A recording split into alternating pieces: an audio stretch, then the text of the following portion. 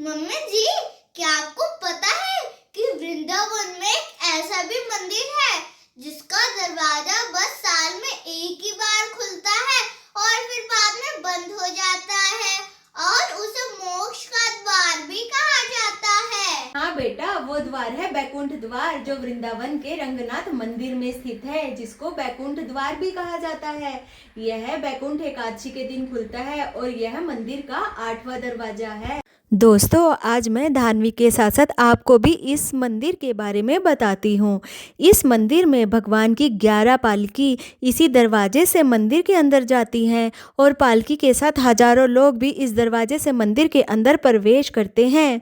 दोस्तों, माना जाता है कि बैकुंठ एकादशी के दिन जिसने भी इस दरवाजे को पार कर लिया उसे बैकुंठ में वास मिल जाता है और यही मोक्ष है। इस मंदिर में भगवान रंग जी यानी विष्णु जी शेषनाग पर विराजमान हैं और उनके चरणों पर माता लक्ष्मी जी बैठी हुई है।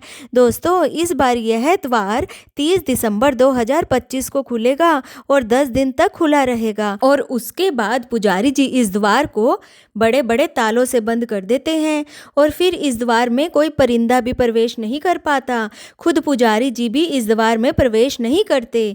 कहते हैं इस द्वार को बैकुंठ द्वार इसलिए कहा जाता है क्योंकि स्वयं श्री कृष्ण जी इसी द्वार से अपने द्वापर की लीला समाप्त करके वृंदावन के इसी रास्ते से बैकुंठ धाम गए थे। लेकिन दोस्तों, अगर ठाकुर जी की इच्छा होगी तभी भक्तों को इस द्वार से निकलने का सौभाग्य मिलता है।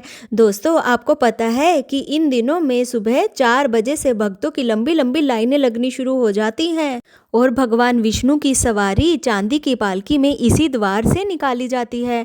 दोस्तों, इस मंदिर की विशेषता यह है कि यह दक्षिण भारत के मंदिरों की तरह दिखता है और यह वृंदावन के सबसे अनोखे और सुंदर मंदिरों में से एक है और इसके अंदर एक सोने का खंभा भी बना हुआ है और वृंदावन का सबसे बड़ा मंदिर यही है।